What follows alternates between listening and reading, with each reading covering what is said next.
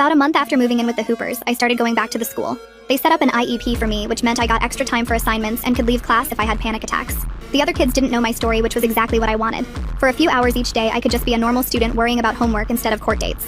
Detective Bradshaw visited one afternoon with more news about the investigation. The company that made the medical equipment Mom and Dad bought was cooperating completely with police. They had no idea their products were being used to hurt kids and felt terrible about it. They were going through their sales records to identify other families who might be doing the same thing. 4 months passed before the prosecutor finally called about my parents' case. I was doing homework at the kitchen table when Cheryl handed me the phone and the prosecutor explained they'd taken plea deals that morning, 5 years minimum in prison, plus they'd lose all parental rights forever, which meant no trial, and we wouldn't have to testify. My hand shook as I hung up and told my siblings who were watching TV in the living room. My little brother jumped up and hugged me so hard we both fell backwards onto the couch, while my older sister just sat there nodding over and over like she couldn't stop.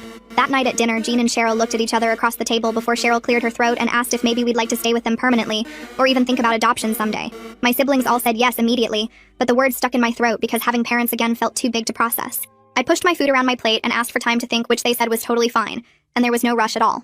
The next week in family therapy, we sat in a circle on the floor, and the therapist asked us to share one thing we'd never been allowed to say before. My older sister started talking about the nosebleeds and how scared she was every time blood poured down her face while hanging upside down. Her voice cracked and tears ran down her cheeks as she described wiping blood off the floor before Mom saw it. We all moved closer and held her while she sobbed into my shoulder, getting snot all over my shirt, but nobody cared. 2 days later, Detective Bradshaw called with news that made the local paper's front page. The cult leader got sentenced to 25 years in federal prison for child exploitation and abuse after they found thousands of photos on his computers. Seeing his mugshot on TV that night with the word "convicted" underneath made something loosen in my chest, like a knot coming undone. 6 months after our escape, I realized I'd slept through the whole night without waking up in panic thinking I was upside down. My legs still hurt sometimes, especially when it rained, but the physical therapist said that was normal nerve regeneration and would keep getting better. She showed me exercises to strengthen my ankles and wrote notes for school so I could sit out of gym class when needed.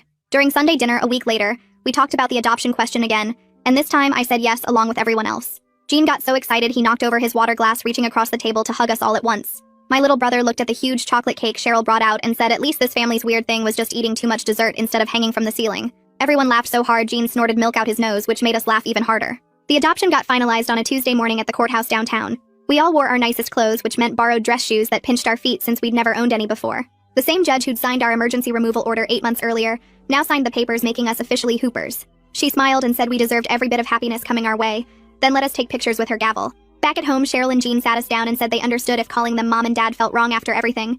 They suggested we could just use their first names, which felt right because those words carried too much weight from before. My baby sister turned 3 that spring and had zero memory of the bars or boots or hanging upside down at all. She thought it was just a weird game her siblings wouldn't play when she tried to hang from the monkey bars at the park. Watching her run around like any normal kid without fear made everything we went through worth it somehow.